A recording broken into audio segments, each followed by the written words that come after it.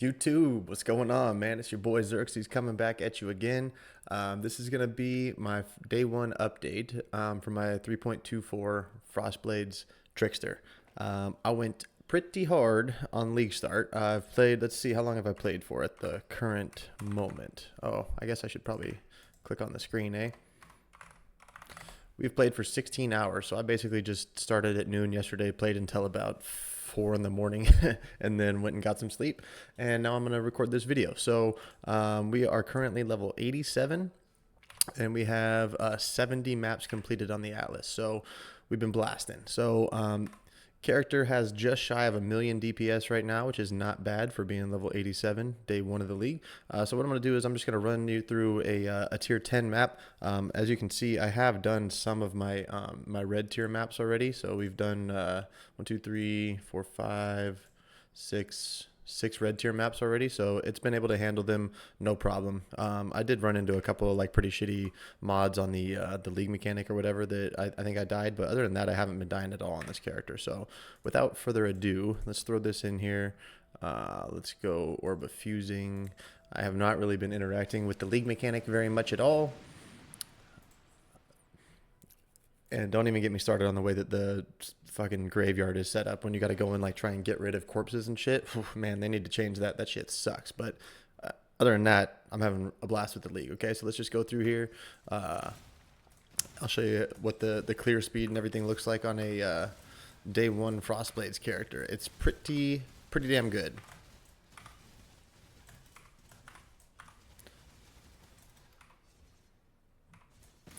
So far, on my Atlas, all I've been doing is just map progression shit. So pretty much like nothing other than a little bit of essence stuff and some expedition stuff. Like just barely got into those too. So I will go over the Atlas tree here in a second to show you what it looks like after we run through this map. Got some shrine stuff on there too, just to make some of this content a little bit easier. As you can see, like T10 essence, not a problem, you know. Toxic sewer, I think I already did that one. My goal so far has just been to try and rush through and get as much map completion as possible. By the way, guys, I am playing in a private league, which is basically a pseudo solo self-found league. So there's not going to be any trading really available for me, other than just like maybe helping the homies out get some maps and stuff. But for the most part, it's going to be SSF. So if you're looking for a trade league build, you're going to be like, you know, by now in trade, I could probably already have like 10 times the damage because I'd have a heat shiver and a taming and all kinds of shit. But, you know, SSF is a lot harder to find that stuff. So this is going to be for anyone that's kind of interested in how to progress your Frostblades character if you don't have access to a trade environment. All of this stuff will apply to you if you're playing in trade as well. It's just that, you know, you're going to be able to get the shit that I'm looking for way easier than me. I'll go over kind of like what the next steps are going to be and what items to look for and all that after we get done with this map. So we'll just rush through the boss here. Show you what the boss DPS looks like. Oh, it's Maven Witness too. So it's going to be a little bit harder than normal, but should be a good representation of what the build can actually handle.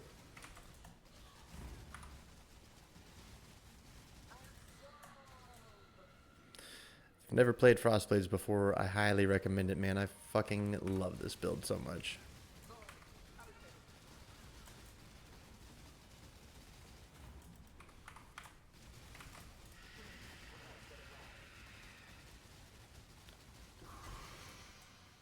Oh, that's our Maven invitation. Sick. Okay. We'll get some gloves and a helmet, and then we'll just cruise back through. I'm trying to get some map completion done, so let's see if any... Oh, we got a mission from Kirek. That's always good. I did spec pretty heavily into Kirek missions too, just because some of the unique maps in solo self-found environment are very hard to come by. So hopefully that will pay off. A little chaos orb. All right.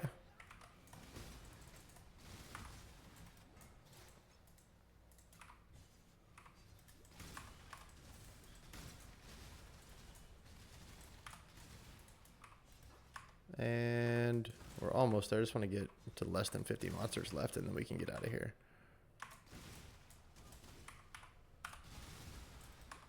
That'll work. Okay, cool. Map showcase done. All right, so I'm gonna go over my gear with you. We'll just go one by one. Oh, you know what I need to do actually? I don't know. I forgot to do that the other day. Just gonna get this real quick. Culling strike on the totems. I forgot to put that on there. Oh, you know what? And I need to level up my war chief. I have, for some reason, not been doing that. And my protector. Okay. I set up a POB earlier today, and I was looking, and I had skipped over leveling some of my gems and not put some of them in, so I realized that I need to do that. So we'll just start with the helmet. By the way, guys, this gear is like mega scuffed. Okay, it's like shit, but basically this was just to get some resistances, and like, you know, it's like literally nothing, but I needed something that had an evasion base for the suppression mastery, and then had 3 red sockets. So this is what I did. But in here we have war chief with ancestral protector, culling strike, and multi totems. I was able to snag a 5-link. Got pretty lucky. I found a zodiac leather, just hit it with a few jeweler's orbs, got it to 5 sockets, and then started linking it. I probably should have waited until I got 6 sockets, but SSF, you never know when that's going to happen. So and this one I had to make it rare, and so I just threw one random essence at it with like the mana reservation efficiency and called it good there. But in here we have frost blades linked to multi-strike, LE damage with attacks, night blade, and increased crit. And as you'll see in the POB, if you end up looking at it, we are just barely at 100% crit right now, and that's with everything up. So if we have all of our power charges, if we have all of our flasks active, we barely get to 100. But without that, we're sitting somewhere around like 90. So that was, you're ideally not going to want to use increased crit, but for now, to get me to 100%, that's what I did. Okay. The claw, we got pretty lucky on this claw. I found this late last night. It rolled with the everything on there basically, and it just had an open suffix, so I just qualityed it up and then crafted crit chance on it and called that good. It's a 400 DPS claw, which is pretty solid. So the shield, and in here we have hatred, grace, and frostbomb. Frostbomb's on my alternate skill bar, so like if you see me, I'll fight an enemy and put my totems down, and then I just control Q under it.